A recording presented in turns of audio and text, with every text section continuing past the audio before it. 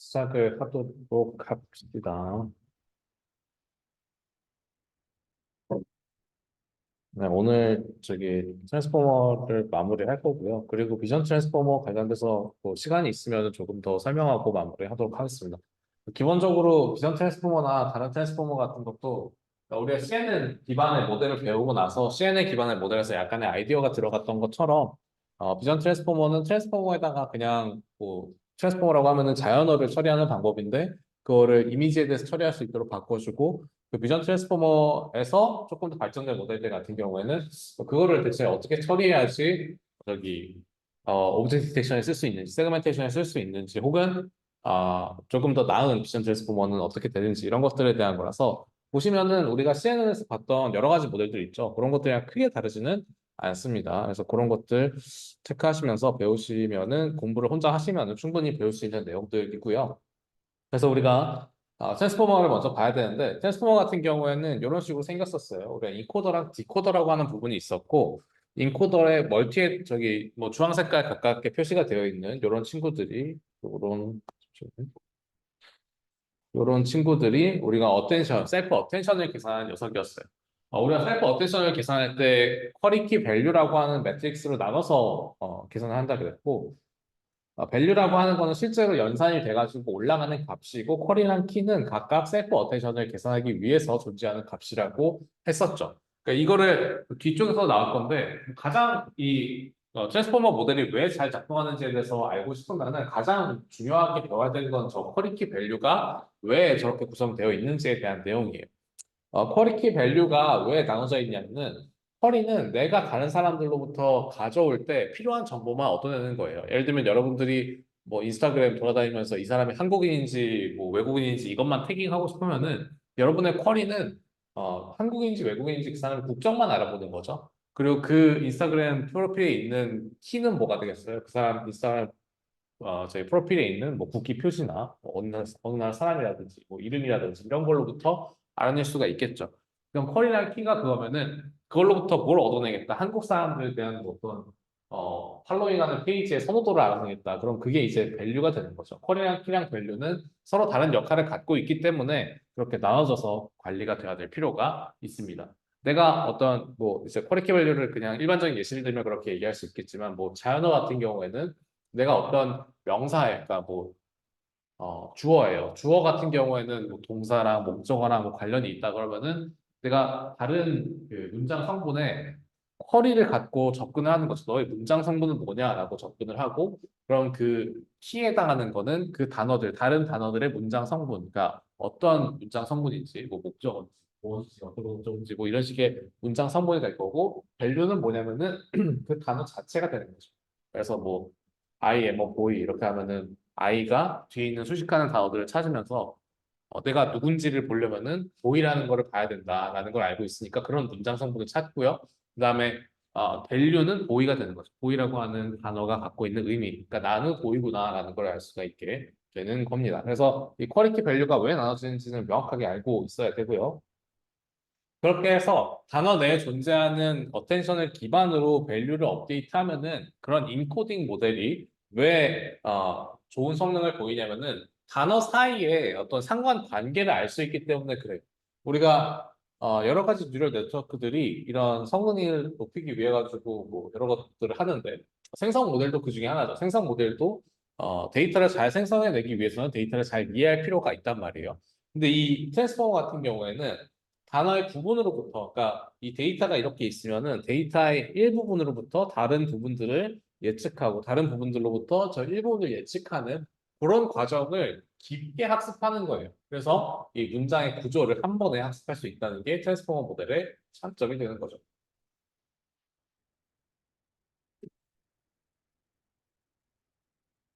그렇습니다.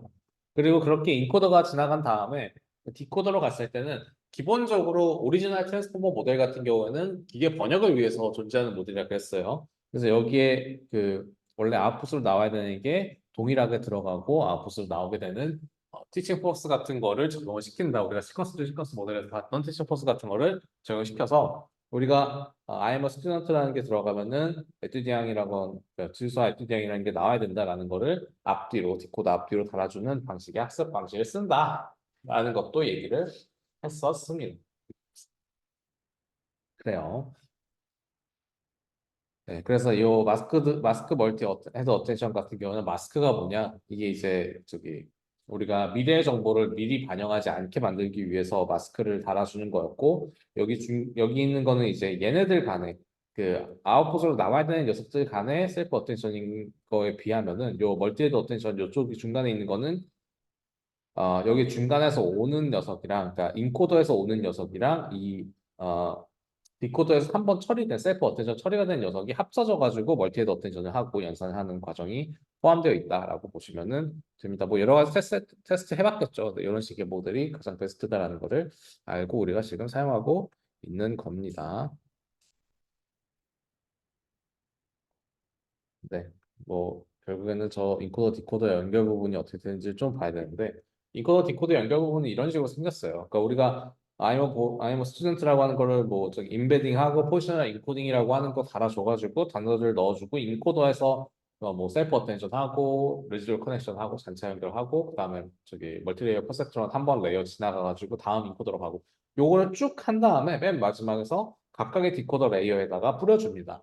가까이 디코더에 왜 뿌려주냐? 이거는 우리가 저기 단어를 맞추는 과정을 좀 생각해 보면 알 수가 있어요. 우리가 원래 시퀀스 중 시퀀스 모델에서는 컨텍스트 벡터 한 번 가면은 순서대로 이렇게 들어간 비어 있는 스타트업 시퀀스가 들어가고 그게 나오고 다시 다음으로 들어가고 나오고 다시 다음으로 들어오고 나오고 이런 식으로 구성을 했었잖아요. 우리가 이것도 마찬가지로 해주는데 이게 이렇게 흘러가는 녀석이 있는 거고요. 이렇게 흘러가는 녀석이 있는 거고 그리고 우리가 시퀀스 모델에다가 저기 그냥 어텐션 달아주는 거 있죠. 멀리 떨어져 있는 거. 예를 들면 저 멀리 있는 게 요 맨 마지막에 있는 단어 맞추는데 도움이 안 됐던 그런 현상들 있잖아요. 그런 거를 반영하기 위해 가지고 우리가 어텐션 달아줬던 것도 있었어요. 그래서 시퀀스 모델에다 어텐션 달아주는 RNN 모델에다가 어텐션 달아주는 건 어떻게 하냐라는 얘기할 때 그때는 요것뿐만 아니라 요 중간에 연결되는 녀석들도 달아줬었어요. 우리가 지금 이 트랜스포머라는 모델은 셀프 어텐션을 극한으로 쓰는 녀석이기 때문에 우리가 시퀀스 모델에서 썼던 좋은 점들을 그대로 쓰겠죠. 만약에 우리가 이게 시퀀스 모델이랑 동일하게 작동을 한다고 하면은 셀프 어텐션이란 그러니까 어텐션이라는 걸 전혀 안 쓴다고 하면은 이렇게 간 다음에 이렇게 갔다가 이렇게 가면은 저희 그냥 시퀀스 RNN 기반의 모델이 되는데 이렇게 하는 게 아니라 이렇게 하고 이렇게 가는 거 있고 이렇게 가는 게 한 번 나오고 두 번 나오고 이런 식으로 계속 나오고 있고 그 다음에 이 중간중간에 연결해가지고 셀프 어텐션을 계산할 수 있도록 해주는 연결이 하나씩 더 있는 거예요. 그게 바로 우리가 이 어, 인코더에서 디코더로 가는 사이에 연결되어 있는 어텐션 계산하는 과정입니다. 이거는 셀프 어텐션이라고 부르기는 어렵겠죠. 보면 여기 화살표가 세 개로, 그러니까 멀티헤드 어텐션에 들어가는 거 보면 화살표가 항상 세 개인데 QKV를 얘기하는 거예요. 쿼리키 밸류를 세 개로 나눠가지고 나타내는 건데 보면은 두 개는 인코더에서 나오고 한 개만 디코더에서 나가는 거를 볼 수가 있습니다.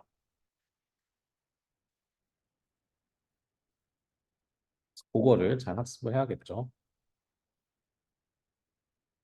네. 그래서 포지셔널 인코딩 봤었고 우리가 기본적으로 어텐션에 대한 거 계산하는 거는 크게 어렵지는 않았어요. 그러니까 우리가 QKV에 대한 각각의 매트릭스가 있었고 셀프 어텐션 레이어만 보면은 각각의 어텐션 매트릭스가 있었고 그 매트릭스랑 얘를 곱해가지고 같은 사이즈의 QKV를 또 만들어내는 거죠. 네, V를 만들어내는 거죠. 그 다음에 이렇게 만들어진 녀석들끼리 뭘 해요? 어텐션 연산을 한다 그랬어요. 우리가 쿼리 키를 곱해가지고 어텐션 스코어를 계산을 하고 이런 식으로 어텐션 스코어를 계산을 하고 그거를 소프트맥스에 넣어서 어텐션 웨이트 값을 만드는 거죠. 이게 다 합쳐서 0, 다 합쳐서 1이 되는 0에서 1 사이의 값들로 만들어줘서 각각의 단어가 얼마나 어텐션을 해야 되는지 다른 단어에다 얼마나 어텐션을 해야 되는지에 대한 정보를 바탕으로 밸류랑 곱해주면은 새로운 어텐션 스코어가 반영된 새로운 밸류 맵이 나오는 거죠. 새로운 엠베딩 벡터가 나오게 되는 거예요. 요게 이제 셀프 어텐션 연산하는 과정이었죠. 그래서 요거를 좀 깊게 보자면은 이런 식으로 쿼리가 있으면은 키랑 곱해가지고 내적을 해서 내적을 하는 거 왜 한다 그랬어요? 두 벡터의 유사도를 측정하기 위해서 우리가 내적을 한다 그랬죠. 두 벡터가 유사하면은 중요한 정보를 동일한 정보를 담고 있을 가능성이 높으니까 반영을 해야 된다라는 관점 때문에 우리가 이런 내적을 어텐션 계산하는 데 쓴다 그랬고요. 그래서 어텐션들을 계산한 다음에 어텐션 스코어에서 소프트맥스 취해서 우리가 그 더해서 1이 되는 알파 값들로 만들어주고 그거를 v 값이랑 곱해서 다 더해주는 그런 엠베딩 벡터가 형성이 된다. 이게 기본적인 아이디어였어요. 물론 요거를 각각의 단어에 대해서 여기는 지금 보면 I라고 하는 단어에 대해서 M이라고 하는 단어에 대해서 어라고 하는 단어, 스튜던트에 대한 단어 각각 적용시키는 것처럼 나오지만 실제로는 이렇게 행렬의 곱으로 한 번에 처리를 할 수가 있겠고요. 스코어 펑션 여러 가지 종류가 있다 그랬고 그리고 우리가 이거를 그냥 셀프 어텐션이라고 하는 게 아니라 멀티헤드 어텐션이라고 불렀던 이유는 멀티헤드 어텐션이 우리가 GPU를 여러 개를 쓸 수 있도록 만들어주기 때문에 그래요. 그러니까 우리가 동일해요. 동일한 512 곱하기 510인데 512의 한쪽을 64개씩 8개로 나눠 놓는 거죠. 여기 보면은 64개씩 8개로 나눠 놓는 거예요. 8개로 나눠 놓으면은 연산 과정은 똑같아요. 8개로 나눠 놓든 아니든 간에. 자, 이렇게 해서 512, 512를 하든 4, 512, 512, 64를 8번 해가지고 이어 붙이든 간에 결과적으로는 똑같다는 거죠. 그러니까 웨이트가 같은 값이면 쪼개든 붙이든 똑같아요. 그래서 우리가 이 멀티헤드 어텐션을 해도 결과적으로 나오는 이 어텐션 스코어 같은 녀석은 네, 이렇게 같은 64개가 그냥 옆으로 쭉 붙는 거에 불과하기 때문에 결국에는 같아지고요. 이렇게 여러 개 헤드에 따라 가지고 곱해진 어텐션 값들, 어텐션 스코어가 있으면은 걔네들을 갖다 붙여야 돼요. 근데 여기서 문제가 뭐예요? 그러니까 우리가 앞에 있는 거랑 그 어디까지 동일해요? 그러니까 연산이 동일한 수준은 여기까지거든요. 여기까지는 동일해요. 여기까지는 우리가 멀티헤드 어텐션이든 그냥 어텐션, 셀프 어텐션이든 동일하게 연산이 수행이 돼요. 근데 여기에서 1로 넘어갈 때는 좀 연산이 달라지게 됩니다. 왜냐면은 우리가 512에 대해서 한 번에 저기 셀프 어텐션의 스코어, 저기 웨이트를 계산하는 소프트맥스를 취하면은 뭐 0.4, 0.1, 0.1, 0.4가 어떤 64개에 대해서는 64개 세그먼트에 대해서는 0.4, 0.1, 0.1, 0.4가 나오고 그 다음 64개 세그멘트에 대해서도 0.4, 0.1, 0.1, 0.4가 나오면 좋겠지만 항상 그렇게 나오진 않겠죠. 0.3 이런 식으로 조금씩 다른 값들이 나올 가능성이 꽤 있습니다. 그죠? 그런 식으로 다른 값들이 나올 거예요. 이거 뭔 말인지 이해 가세요? 그러니까 우리가 쿼리 키 밸류라는 거를 있고 이제 쿼리 키를 곱해가지고 스코어를 계산을 하잖아요. 스코어를 계산할 때 얘네가 이렇게 64개로 쪼개져 있지 않고 하나의 매트릭스로 계산이 되어 있다고 하면은 소프트맥스 했을 때도 그냥 4개의 숫자로 더해가지고 1이 되는 숫자로 한 번에 나와요. 근데 이 4개의 숫자가 64개로 8개가 나와져 있잖아요, 지금. 그럼 이 4개의 숫자가 8개가 나온다는 거죠. 근데 이게 항상 0.4, 0.1, 0.1, 0.4라고 하는 하나의 값으로 나오는 게 아니라 첫 번째 헤드에 대해서는 0.4, 0.1, 0.1, 0.4가 나오고 두 번째 헤드에 대해서는 0.3, 0.2, 0.2, 0.3이 나오고 이런 식으로 달라질 수 있다는 거예요. 왜? 우리가 그 어떤 스코어를 계산하는 기준은 우리가 여기 나눠져 있는 QK를 기준으로 어떤 스코어를 계산하기 때문에 이 64개의 세그먼트에 대해서 우리가 어떤 스코어를 따로따로 어떤 웨이트를 따로따로 계산해야 된다는 거죠. 그렇게 계산해가지고 우리가 어텐션 맵을 구하게 되면은 조금 임밸런스가 있을 거예요. 어떤 거는 0.4가 곱해서 들어갔고 어떤 건 0.3이 정확히는 밸류에다 곱해야죠. Q가 아니라. 밸류에다가 어떤 건 0.4가 곱해졌고 어떤 건 0.3이 곱해졌고 어떤 건 0.2가 곱해졌고 약간씩 차이가 있을 수 있단 말이에요. 그거를 처리를 해야 돼요. 그러니까 사진으로 따지자면 사진을 잘라가지고 처리를 했는데 나중에 합치고 보니까 뭔가 처리되어 있는 약간의 그 색깔 뭐 채도라든지 명도라든지 이런 게 조금씩 차이가 나는 거죠. 이 64개 잘라진 8개 세그멘트마다 그거를 맞춰줄 필요가 있습니다. 그걸 어떻게 맞추냐? 그냥 리니어 레이어 한 번 달아줍니다. 리니어 레이어 한 번 달아줘서 정교화 시켜주는 방식을 씁니다. 요거는 뭐 여러 가지 테스트를 해봤겠지만 요게 그냥 가장 적당하다. 컨카테네이트를 한 다음에 그냥 붙인 다음에 이 붙이는 것까지 우리가 원래 해야 되는 거였어요. 그러니까 64개로 나눠져 있던 거를 512개로 512 차원으로 만들어준 64개 8개를 붙여서 510 차원으로 만들어준 다음에 W0라고 하는 그냥 하나의 웨이트를 통해 가지고 그냥 정교화를 시켜줍니다. 적당히 같은 사이즈로 같은 쉐입으로 가도록 만들어줘요. 만약에 얘네들의 차이가 크면은 여기서 나온 녀석이 조금 개판이 돼가지고 나중에 학습이 안 되고 뭐 이제 번역이나 이런 게 안 되겠지라는 마인드로 이렇게 레이어를 하나 더 쌓아가지고 이런 차이들을 좀 보정해주는 역할을 합니다. 네, 보면은 얘랑 그냥 완전히 반대예요, 그죠? 그래서 시퀀스 랭스 4가 있고 여기가 512가 있으면은 얘가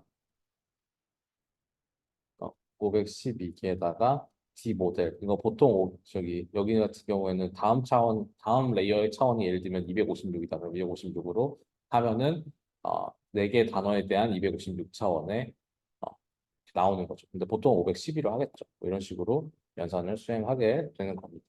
아무튼 같은 차원을 보통 가게 되니까. 아무튼 이런 식으로 그냥 간단하게 얘기하면은 이런 식으로 나눠져 있는 헤드에서 연산된 거를 컴팩트 해가지고 옆으로 붙인 다음에요. 리니어 레이어 하나 달아가지고 어느 정도 같은 범위로 가지 않으면은 좀 망가지도록 만들어주는 과정이라고 생각하시면 됩니다. 이게 없으면은 성능이 많이 떨어지냐? 뭐 그렇진 않아요. 그렇진 않긴 한데 이렇게 만들어주는 거고요.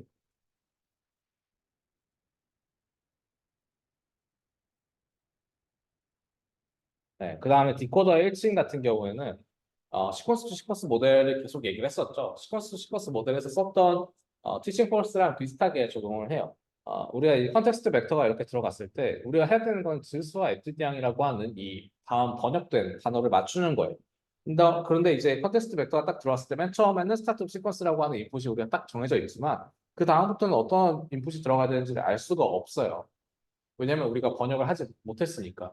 그래서 예를 들면 학습 초기에는 I'm a student하고 컨텍스트 벡터가 나왔을 때 스타트 시퀀스가 들어간 RNN 블락에서 나온 게 질가 아니라 막 진짜 이상한 단어일 수도 있단 말이에요. 이상한 단어가 나온다고 하더라도 이 티칭 프로세서는 뭐예요?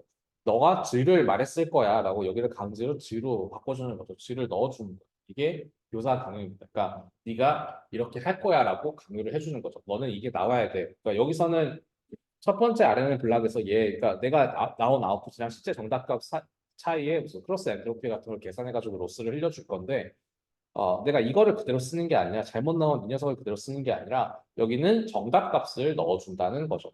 이 지읒과 에투량이라고 하는 게 순서대로 정답값으로 들어가고 실제로 트레이닝이 어느 정도 돼가지고 여기서 나오는 각각의 클래스 값에 대한 로스 값이 어느 정도 줄어들면은 우리가 어떻게 바꿔주는 거예요? 여기서 스타트 스쿼스가 나왔을 때 나온 녀석, 지가 아닐 수도 있어.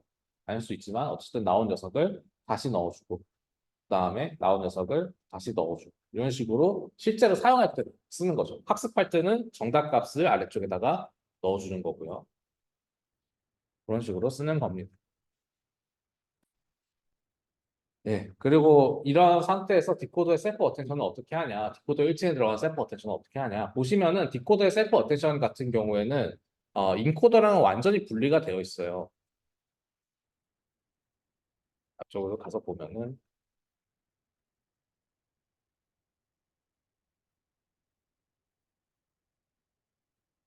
예, 인코더에서 들어가는 거는 중간으로 들어가지 아래로 들어가진 않습니다. 그죠? 여기서 이렇게 해가지고 일로 가지 않아요. 중간으로 들어갑니다. 그러니까 여기 들어가는 거는 항상 티칭 코스에 대한 정보만 들어간다는 거예요. 그러니까 정답값만 들어간다는 거죠. 학습 과정에서.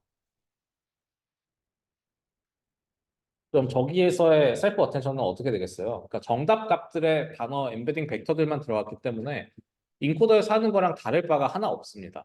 그러니까 정확하게 동일하게 진행이 돼요. 정확하게 동일하게 진행이 되고 그래서 헤드 이렇게 나눠지고 합친 다음에 리니어 연산해가지고 서로 다른 어텐션 웨이트를 갖는 문제를 조금 해결해 준다. 이런 식으로 완벽하게 동일하게 수행을 하는데 차이점이 딱 하나 있어요. 차이점이 딱 하나 있는 게 뭐냐? 루커헤드 마스크라는 걸 씁니다. 이 루커헤드 마스크 같은 경우에는 우리가 그 포지셔널 엔코딩을 넣어주는 게 어디에 단어의 몇 번째 위치에 해당한다. 요거를 알려주기 위해 가지고 넣어준다 그랬죠. RNN 같은 경우 순서대로 들어가니까 이런 걸 넣어줄 필요가 없었는데 포지셔널 엔코딩을 넣어주는 거랑 비슷하게 얘 같은 경우는 얘도 마찬가지로 위치 정보에 대한 정보를 어느 정도 반영하기 위해서인데 디코더 같은 경우에는 미래에 대한 정보가 들어오면 안 돼요. 예를 들면 Q랑 K가 이렇게 있을 때 내가 정답을 실제로는 넣어주긴 했어요. 정답을 실제로 넣어주긴 했지만 얘네가 반영돼가지고 미래에다가 저기 다음 단어를 맞추는데 쓰이면 안 된단 말이에요. 그래서 어테전 스코어를 계산했을 때 우리가 이거를 소프트맥스를 취해서 원래 썼단 말이에요. 소프트맥스를 취해서 예를 들면은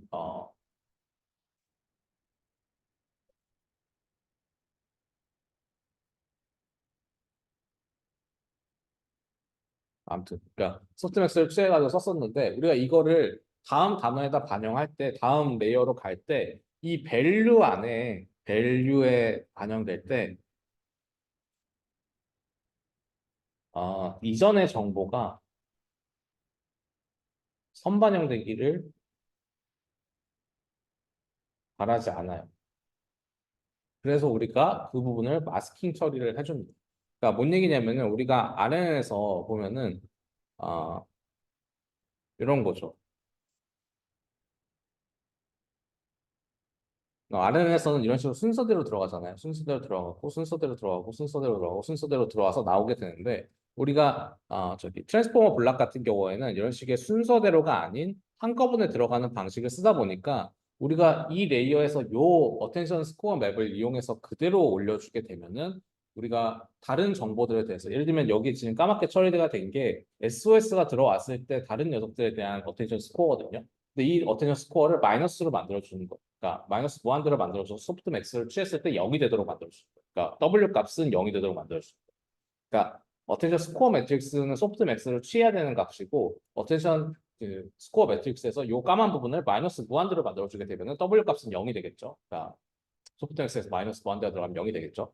그런 식으로 처리를 해주는 방식이 이 로커헤드 마스크예요. 그래서 우리가 아날리 같은 경우 순서대로 들어가니까 상관이 없는데 얘 같은 경우는 순서대로 들어가는데 한꺼번에 들어가시네. 한꺼번에 들어가니까 다른 뒤쪽에 있는 정보들 예를 들면 수화를 맞추는 데 있어가지고 다시 수화를 맞추는 데 있어가지고 즈, 수화, 에투디앙이라고 하는 정보는 마스킹 처리해서 없애주는 거예요. 수화를 맞추는데 다른 뒤에 있는 정보 쓰지 마라.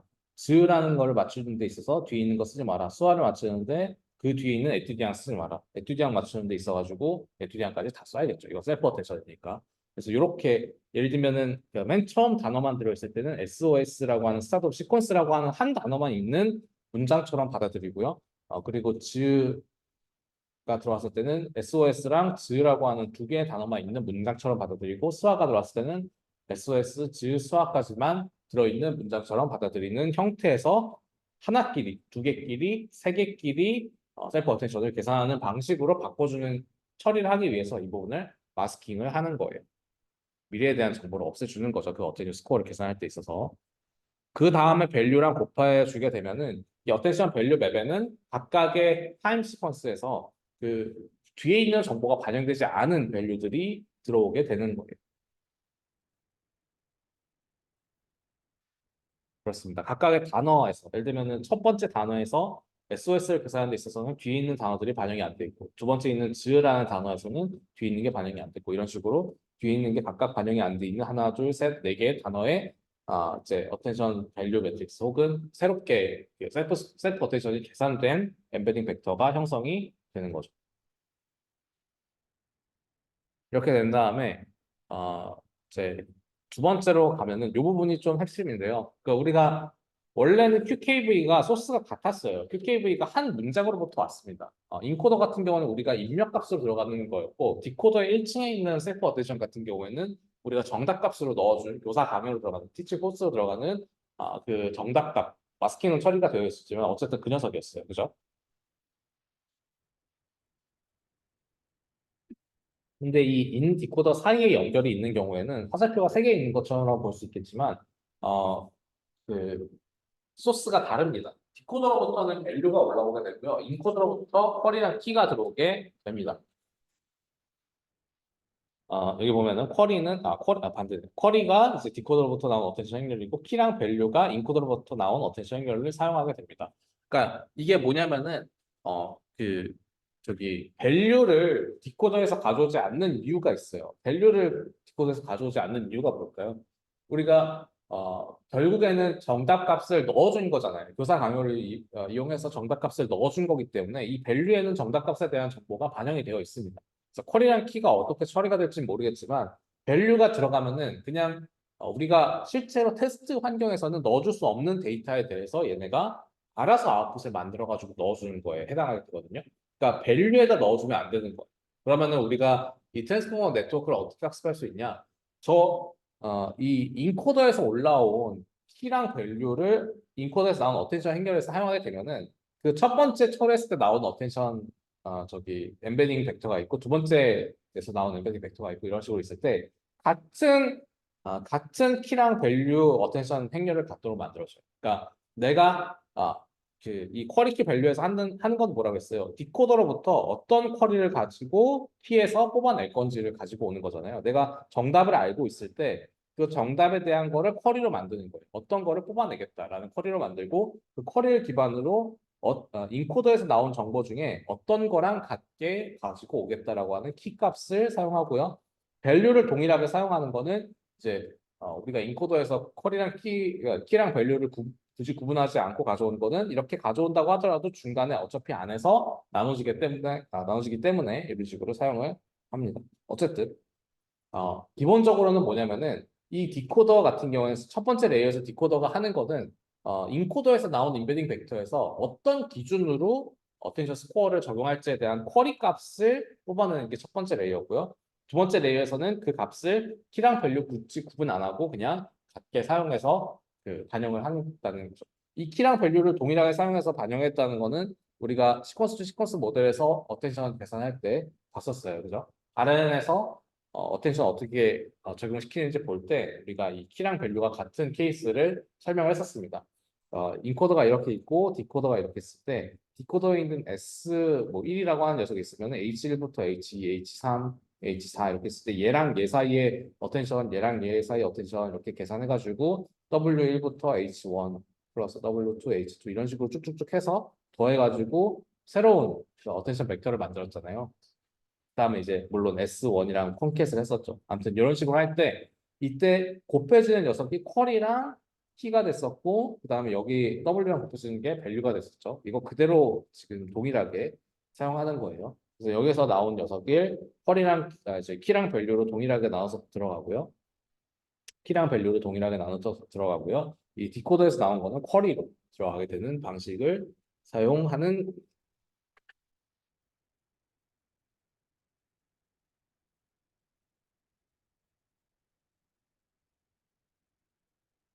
네. 이거 여기서 끝나나? 여기서 끝나나 봐. 아무튼 그래가지고 이 두 번째에서 연산은 다를 게 없어요. 연산은 동일해요. 그렇게 연산은 뭐 셀프 어텐션 하는 거랑 완벽하게 동일하고 그렇게 한 다음에 잔차 연결하고 피드포워드 뉴럴 네트워크 한 다음에 요거를 다시 반복하는 거죠.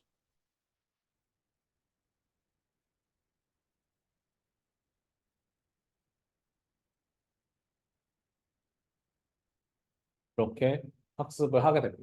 그렇게 학습하게 되면은 실제 테스트 환경에서는 어떻게 되겠어요? 실제 테스트 환경에서는 우리가 이 인코더라고 하는 녀석이 뭐를 하냐면은 적절한 키랑 밸류 값을 뽑아내요. 적절한 키랑 밸류 값이라고 하는 거는 뭐가 되냐면은 여기서 디코더 2층에서 어텐션 스코어를 계산해가지고 위쪽으로 반영하기 위한 적절한 녀석들을 가지고 옵니다. 그러면은 요 첫 번째 레이어에 들어가는 정답 값에 해당하는 녀석은 중요하지 않게 되거든요. 왜냐면 우리가 여기서 쿼리를 계산하는 데 쓰이고요. 쿼리를 계산한 다음 쓰인 다음부터는 뒤쪽에 가서는 얘의 밸류 값이 남게 돼요. 그죠? 뭔 말인지 알겠어요? 그러니까 여기서 맨 처음에 여기 입력 값으로 들어가는 녀석은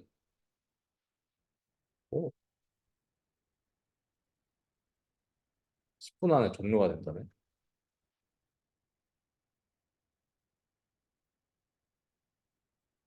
방금 때 나 잘랐나? 지금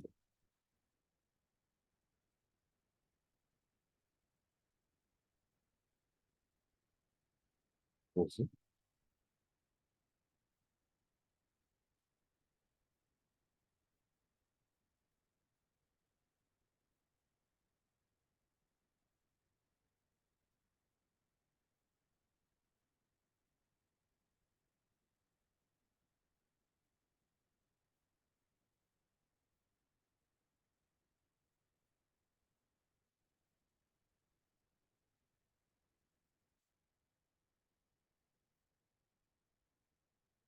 뭐 정지되면 다시 열어야 되긴 할 것 같은데 아무튼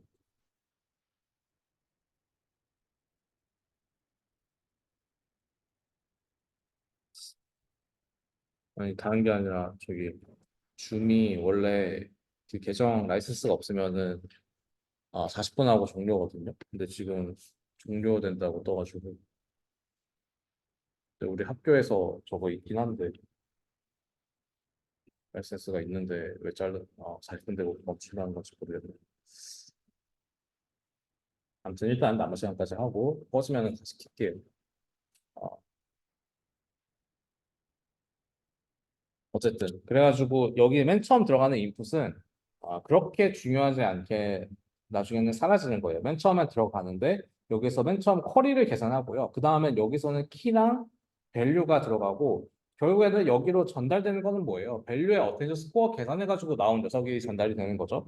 그래서 그 녀석이 잔차 연결이랑 레이어 전개와 통해 가지고 계속 누적이 되기 때문에 결국에는 인풋 값은 한 번만 들어가고 디코더는 요거를 반복할 거잖아요. 요거를 반복하기 때문에 디코더에서 나오는 녀석은 계속 이 중간에 있는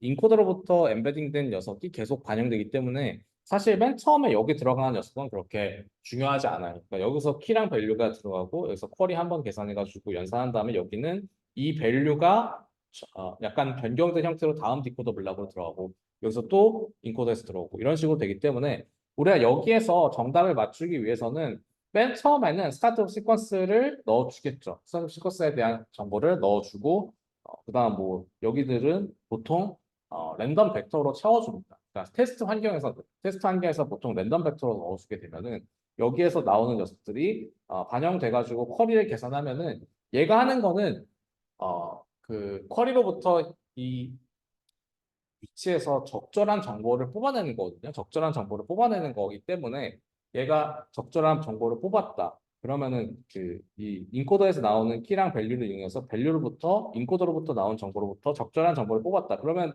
결과적으로 이제 요 녀석을 맞출 수 있게 되는 거기 때문에 이 디코더 내부적으로 이 인코더를 어떻게 반영하는지에 대한 거를 첫 번째 단어가 들어오고 두 번째 단어가 들어오고 세 번째 단어가 들어오고 네 번째 단어가 들어오고 이런 식으로 중간중간에 디코더 연결되어 있는 블락에서 다음 단어를 맞추는 정보가 반영된다라고 보는 게 더 맞아요. 그러니까 이 처음 연결이 크게 중요하지 않게 됩니다. 그래서 그런지 이 인코더가 블락이 보면은 6개고 디코더 블락이 6개잖아요.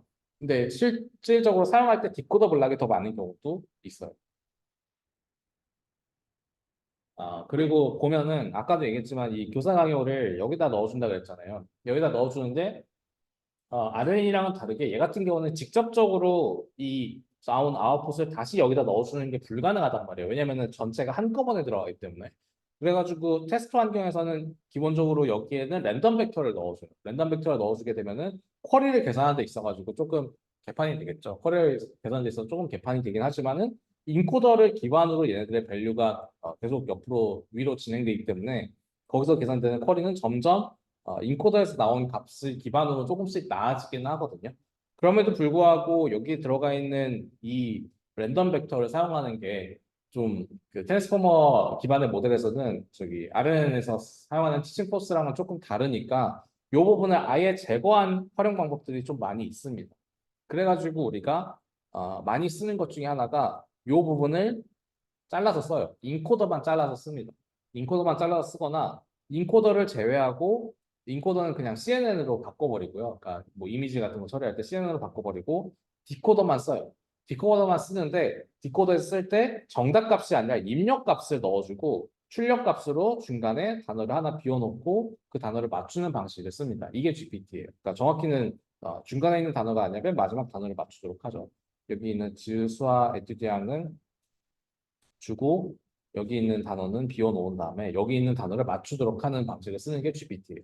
그러니까 다시 얘기하자면은 우리가 RN에서 썼던 교사 강의 같은 경우에는 이렇게 입력값이 들어왔을 때 나오는 아웃풋을 다시 넣어주고 다시 넣어주고 다시 넣어주고 하는 방식을 썼기 때문에 좀 직관적으로 썼었어요. 그러니까 직관적으로 이 교사 강의를 쓸 수 있었어요. 근데 이 트랜스포머 모델에서는 우리가 여기서 직접적으로 모든 단어들을 한 번에 넣어주잖아요. 물론 이제 마스킹은 처리하지만 마스킹 처리한다 그래도 한 번에 들어가잖아요. 한 번에 들어가니까 얘네들을 이렇게 해서 다시 가져오고 하는 게 불가능해요. 테스트 페이지로 들어가면은 내가 여기에 뭘 넣어야 될지를 모른단 말이에요. 우리가 원래 RNA 같은 경우 테스트 페이지에서 여기 나온 거를 그대로 다시 입력값으로 넣어주는 방식을 썼었는데 트랜스포머에서는 그게 불가능하다고.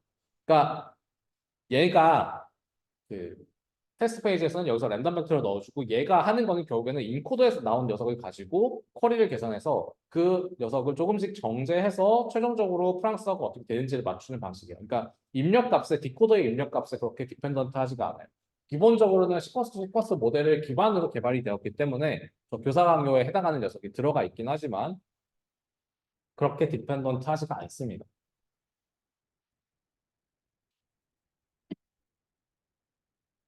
그죠? 그래서 어떻게 쓴다? 이 인코더만 잘라서 쓰거나 디코더만 잘라서 쓰는 방식을 사용을 합니다.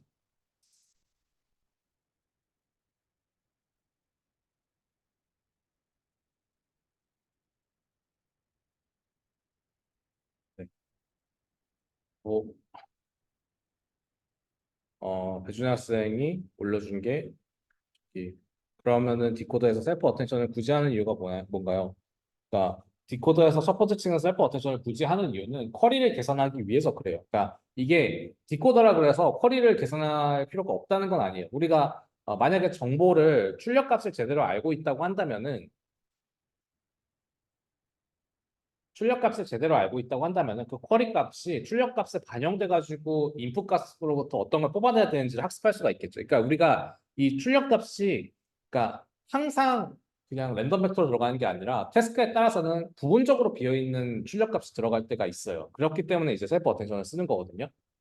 자, 예를 들면은 우리가 출력값에서 완벽하게 비어있는 랜덤 벡터가 아니라 그러니까 예를 들면은 문자의 구성 성분만 입력값으로 들어간다고 하면은 여기서 나온 그 인코더에서 나온 값은 I'm a student라고 하는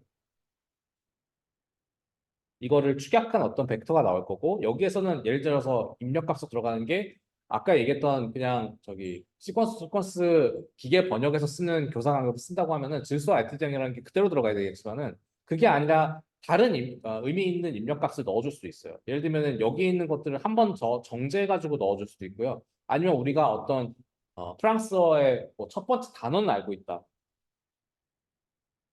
질까지는 알고 있다. 그럼 그거에 대해서는 쿼리를 반영해 줄 수 있으면 좋은 거죠.